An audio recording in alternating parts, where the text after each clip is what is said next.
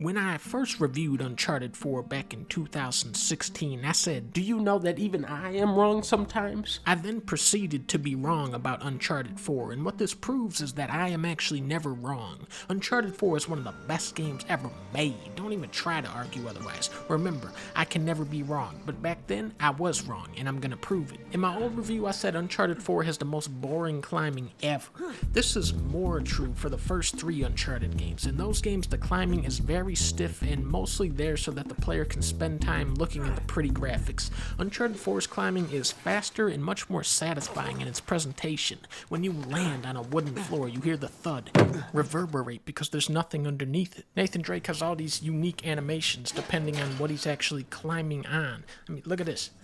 Boom, unique animation. Now watch some dudes.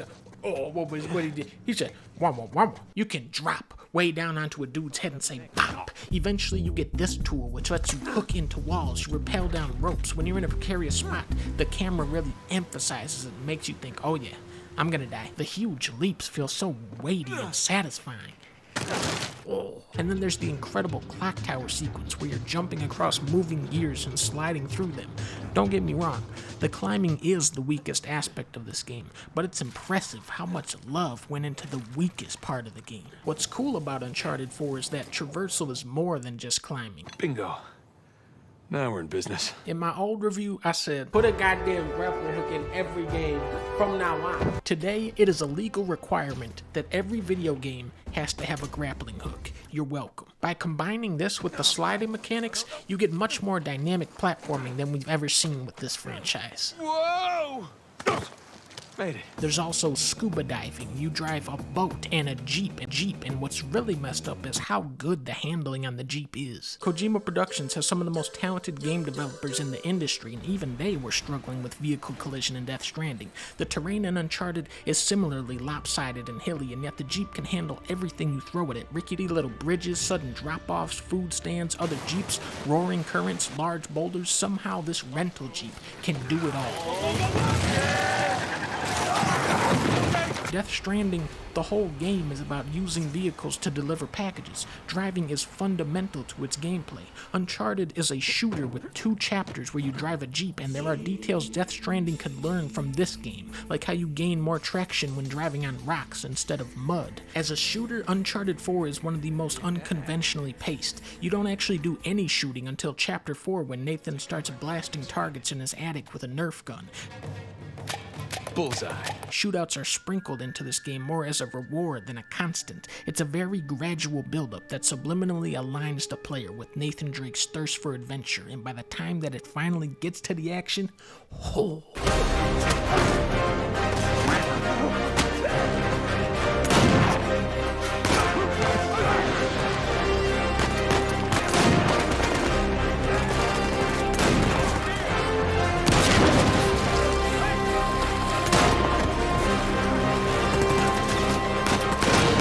7 years later, I am still waiting on AAA video games to look and play like this. However, what really sets Uncharted 4 apart is its strong storytelling, which is still today the rarest quality in video games. With most games, it seems like the developers make the levels and assets first, then the writers come in and try to string those things together in a coherent way. I don't know if that really is how games are written, but it would explain why most games have such stupid, nothing stories. Uncharted 4 feels uncompromised, like the writers came up with the craziest treasure hunt they could imagine, didn't even take into account how the studio would turn that into a video game, and then Naughty Dog actually did. For the first half of the game, every chapter takes place somewhere else. You start in an orphanage, then you're in a prison in Panama, now you're a scuba diver, now you gotta do a heist in Italy, now you gotta find the pirate's tomb in Scotland. Bad news, environment designers, the treasure is actually in Africa. Well, to be more specific, it's actually in a market town in Madagascar.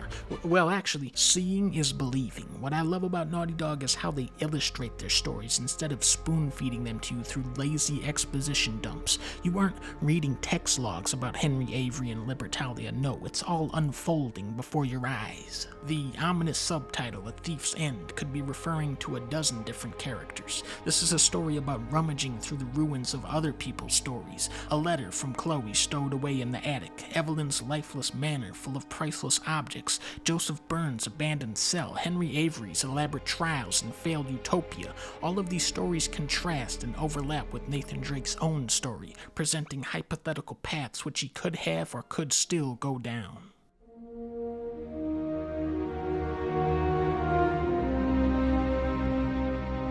The characters here don't just spout off their deepest inner feelings. Instead, it's on the actors to communicate those emotions in a more subtle way through facial expressions, body language, and tone. What's magic about this style of storytelling is how it allows each player to come to their own conclusions. The lure of adventure beckons Nathan Drake out of his comfortable life, but just as he accomplishes his goal, the thrill vanishes, reappearing in the dark distance. When Sam unloads this insane story about breaking out of jail with Hector Alcazar, even on my first playthrough, I thought, yeah, this is total bullshit. Nathan knows his brother. He knows it's bullshit, but he wants to believe what he's hearing so much that he doesn't question it. Most people would be pretty envious of the life Nathan has set up. He's got a nice house, a job where he can still dig up treasure, a fridge full of beer, and a beautiful wife that loves Crash Bandicoot. Why? Why would you risk all of that? Of course, you push that question aside when Sully shows up and it starts feeling like a real deal Uncharted game. Just like Last of Us 2, the narrative tricks you into wanting to fulfill the selfish desires of its protagonist. In 99% of games, the player is meant to feel like a hero, like your actions are saving the world. In Uncharted 4, you are ruining this man's marriage so that he can pretend to be Indiana Jones. How is Elena cool with all this? Jesus, kid. Uncharted 4 is masterful in how it sets its character motivations in conflict with each other. In Sam's mind, it's always been him and Nate versus the world since they were kids. Then Sully and Elena took him away. Ironically, this is how we perceive Sam. To us, he's the outsider. He wasn't there for Uncharted 1 where you had to shoot 300 zombies. He wasn't there for Uncharted 2 where you had to fight a Yeti. He wasn't there for Uncharted 3 where you had to go to Subway. We trust Sam about as much as Sully does. That rift between his father figures goes both ways. Why are you here, Victor? Because somebody's got to keep an eye out for him. When Nathan discovers his brother is still alive, he spends all night recapping the entire Uncharted trilogy before remembering that he has a wife. I'm married.